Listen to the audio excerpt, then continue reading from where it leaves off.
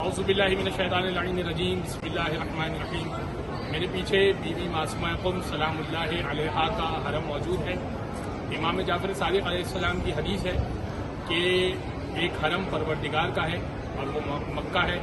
اور ایک حرم رسول خدا کا ہے اور وہ مدینہ ہے، اور ایک حرم علی مرتضیٰ کا ہے اور وہ کوفہ ہے، اور ایک حرم ہم اہل بیت کا ہے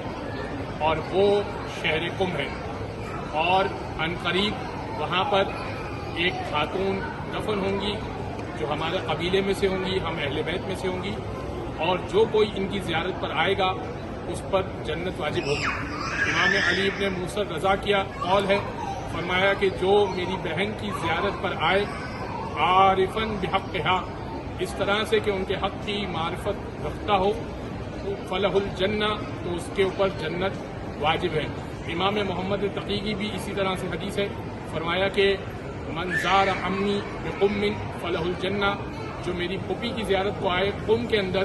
فلہ الجنہ، اس پر جنت واجب ہے۔ پروردگار سے دعا ہے کہ ہمیں حقیقی معرفت کے ساتھ بی بی معصومہ قم سلام اللہ علیہا کی زیارت نصیب فرمائے، اور جو ہمارے ناظرین دیکھ رہے ہیں ان کو بھی زیارت کی توفیق دے اور ان اہل بیت کے ساتھ محشور ہونے کی سعادت نصیب فرمائے۔